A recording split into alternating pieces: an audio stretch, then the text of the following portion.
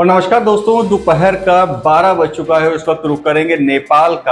के पाल्पा जिले के रेडी में काली गंडकी के त्रिवेणी संगम पर 2 दिवसीय शालग्राम महोत्सव का आयोजन किया गया, जिसकी तस्वीरें इस वक्त आप अपनी स्क्रीन पर देख रहे हैं, जिसमें भारत व नेपाल से आए सैकड़ों श्रद्धालुओं ने काली गंडकी की तलहटी में पाए जाने वाले शालिग्राम का पूजन अर्चन किया और सनातन धर्म व इसके महत्व के बारे में सभी को बताया। आपको बता दें कि क्षेत्र को धार्मिक पर्यटन के रूप में विकसित किए जाने पर भी एक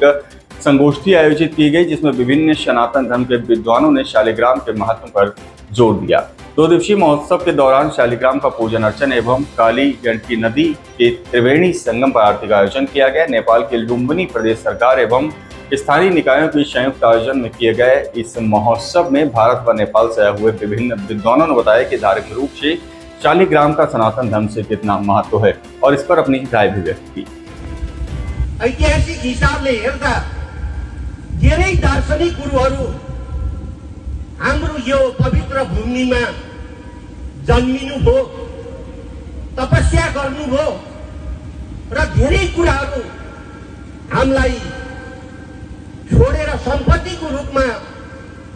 छोडेर जानु भएको छ। तर विडम्बना त्यसलाई जे जति ढङ्गले हामीले प्रयोग गर्न सक्नु पर्थ्यो, जे जसरी हामीले प्रसार गर्न सक्नु पर्थ्यो, कि हाम्रा ऐतिहासिक धरोहरलाई हामीले संरक्षण गर्न सकेनौँ, हामी प्रसार गर्न सकेनौँ, हामी बुझाउन सकेनौँ र आज ती हाम्रा पवित्र स्थलहरूलाई अन्य कुनै शक्तिहरूले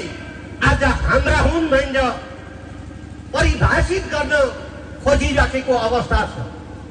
त्यस मानेमा पनि हामी यो पवित्र भूमिमा जन्मिएको नाताले हाम्रा ती